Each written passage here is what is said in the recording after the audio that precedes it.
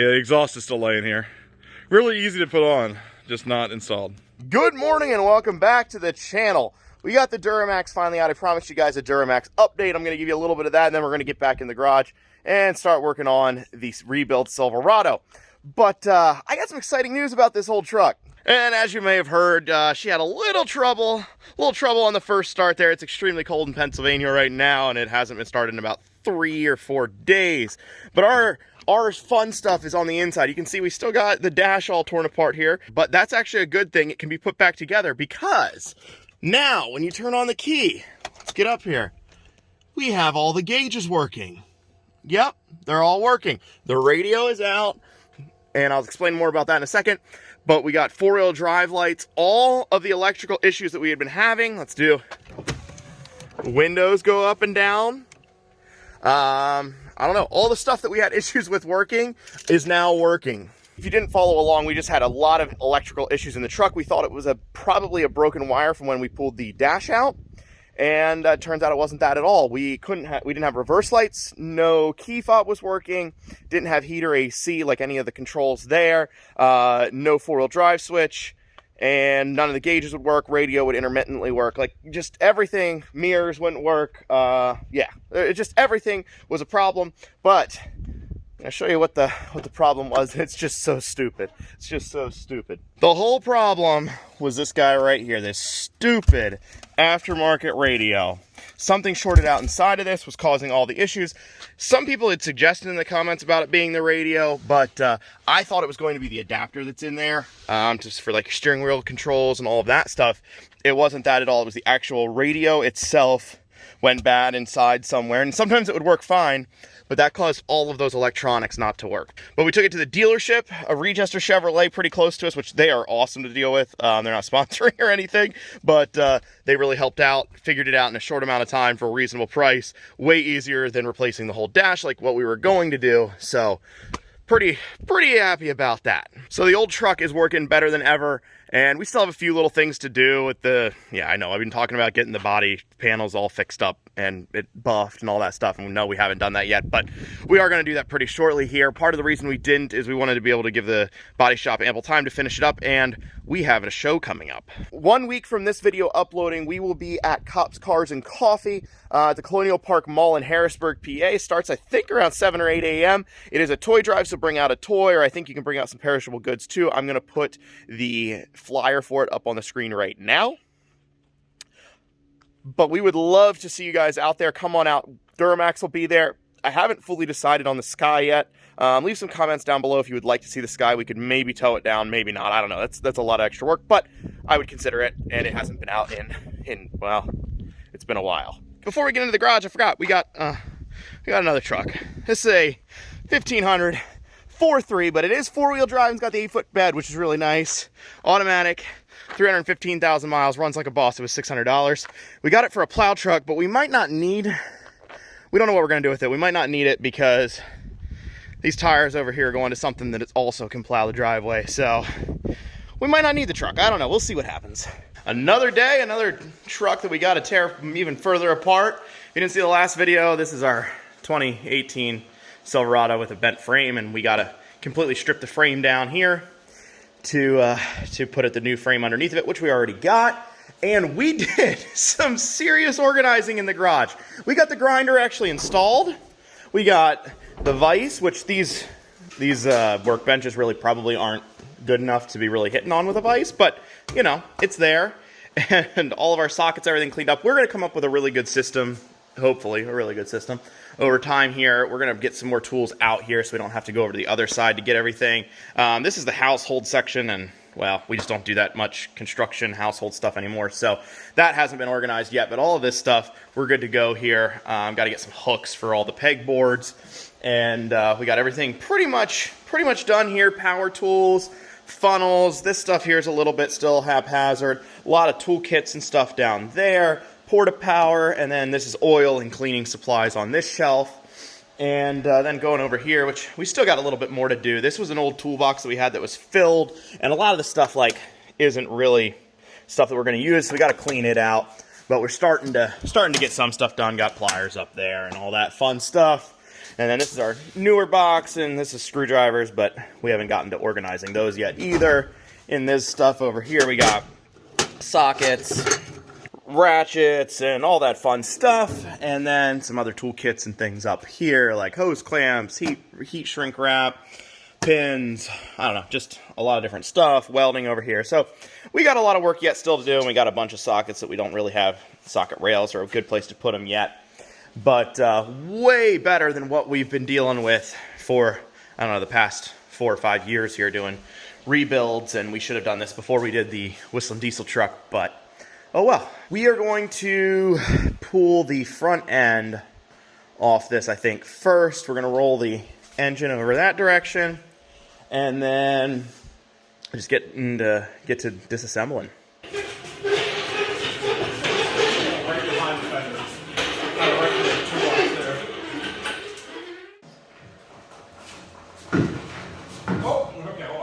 I was getting a little exuberant and I realized we're going to hit the cab. Yeah, How we'll close go a are we? little bit further. A little bit. I'd say right up there.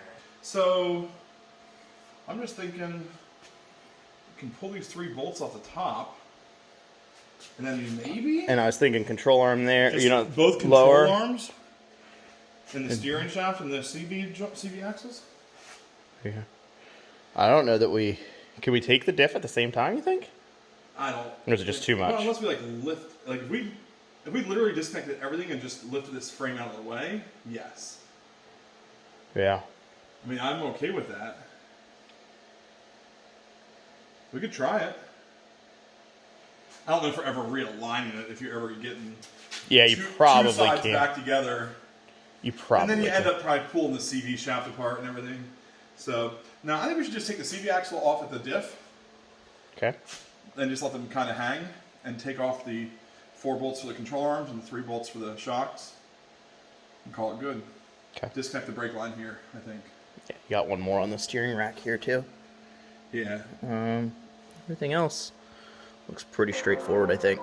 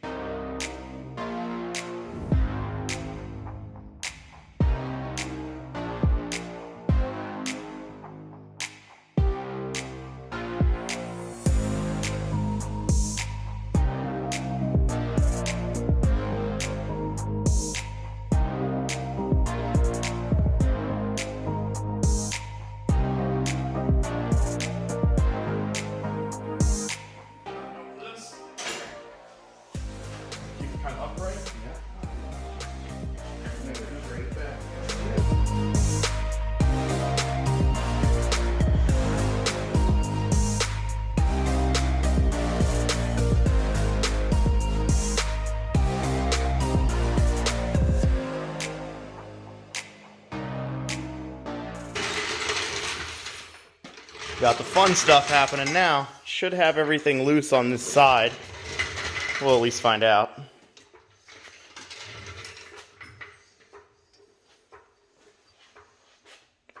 The only thing I can see that's going to catch probably is this upper control arm. Looks like we might have to adjust it a little bit.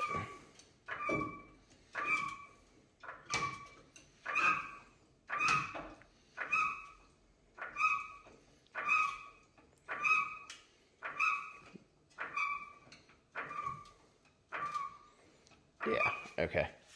So this guy here, got to stick a pry bar or something in there. Here's this guy.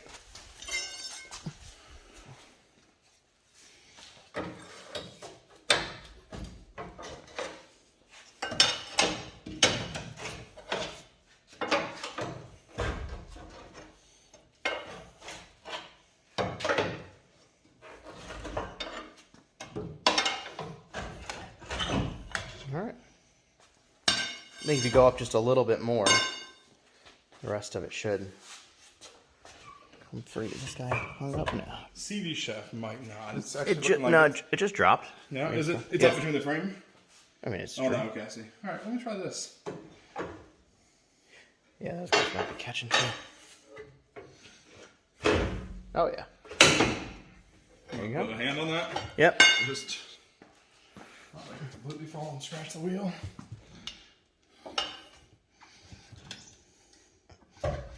Oh. There we go. You want to try to, I guess just lay her down on the wheel's probably the best option. The wheel, yeah. Yeah. Nice. Not bad at all. Not terrible.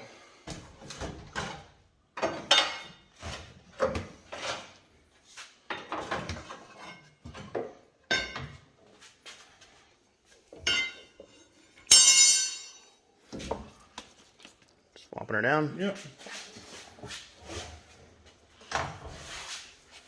Nice.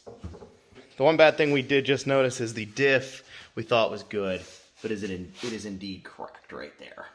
Like there, and we just undo these 4 bolts for the diff. Oh yeah, I guess you can get in both sides of that right one here, now. And 2 right there. And we do these 2 for the power steering. Okay. And then drop it down. Although I don't know, is there something here we're supposed to be doing? I mean, we can take that. We can take that cross member out if we need to. Yeah, what's that? I don't know if you need to or not. I think it'll spin. I think the power steering has to come out first, and then I think the diff will come out. Okay. Let's put this back together. Which one's this? Front or back? I don't know.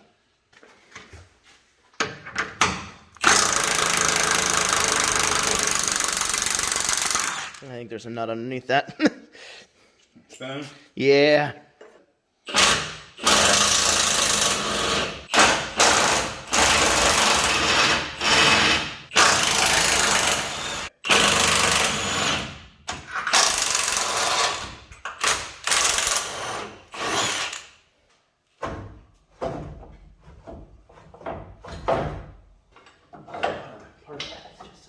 Oh, here we go. Yeah. There we go. Alright, so steering's out. There you go. Set that bad boy over there. She is done. Woo! That's a lot of pieces. I'll put a screwdriver under it. Or claw, hammer claw? Yeah. Hammer time. Oh! Oh, buddy. Yep. Buddy. Don't like that thing. There we go. Nice. I guess I'm free to fill her neck down. I don't know. Huh. Maybe you're calling it something. I think I do. Oh, I see what it is. Like One clock? There we go. Hold on a second. Alright. Do, buddy. Fix that. Oh, hold on. Shoot. Let me set down. I know it's not right, but let's just do it. Okay. No, I have a better plan. Huh. I do. Let's just go straight back. Let's just get under it a little bit, go straight back. And we'll just put some boards to protect the You should not fresh cart at all. Yeah, just put it right here. Forget the cart. Just directly behind the door. Yeah. Good. Set her down. Not too bad. Yeah, that's easier. All right, now that we did the world's worst bed removal, which you need more people than what we had. We're not manly enough for this. We're gonna try out this pump. Put some D batteries in here, and try to pump the fuel out of the tank because I think it's about full. So I've never used this before, but we're gonna give it a go. There we go. You recording? Let's see. Yeah.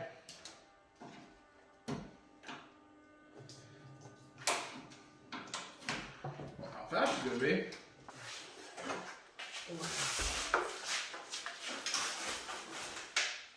We are almost out of time here for today, but we got hitch off, bumper off, pretty much the whole wiring harness, I guess, for the whole frame. Yeah, it's off.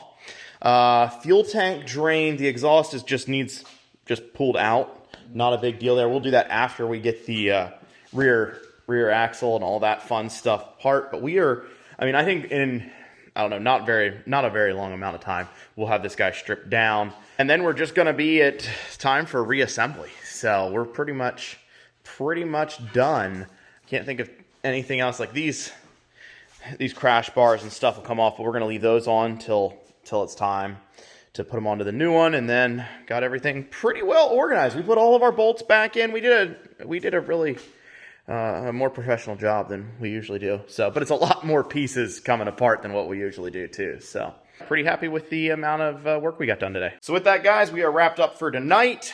I don't know what part of this whole rebuild it is now, but we're getting into it now. It's pretty much reassembly at this point. So, another good day. Thank you guys so much for watching. Have a great night.